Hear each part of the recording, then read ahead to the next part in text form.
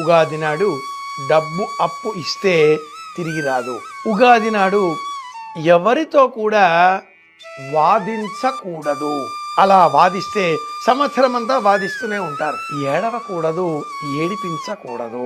సంవత్సరం అంతా ఏడుస్తూనే ఉంటారు, సంవత్సరం అంతా ఇతరులను గేలి చేస్తూనే ఉంటారు, హేళన చేస్తూనే ఉంటారు. జీవితం అంతా కూడా కంగాళిగా చేసుకునే అవకాశాలు పెరుగుతాయి.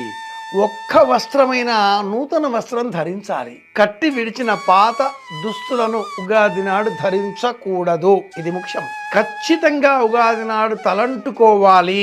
కంఠస్నానం చేయకూడదు. ఇది 4వది. ఉగాది నాడు బొట్టు లేకుండా బయట మనం కాలు పెట్టకూడదు. నుదుట బొట్టు లేకుండా గడప దాటి బయట కాలు పెడితే వాహన ప్రమాదాలు వచ్చే అవకాశాలు పెరుగుతాయి. 5వది అతి ముఖ్యమైనది, ఎవరికి ఉగాది నాడు లేదు అనకూడదు. మన వద్ద లేదనుకుందాం, ఆ వస్తువు ప్రస్తుతం ఎక్కడ పెట్టానో ఏమిటో వెతకాలండి. నిండుకున్నాయి, వెతకాలి, తర్వాత ఇస్తాను, కాసేపు అయ్యాక మళ్ళీ ఇస్తాను, ఇలా చెప్పవచ్చును. కానీ లాకేత్వం, దాకు కొమ్ము రాకూడదు.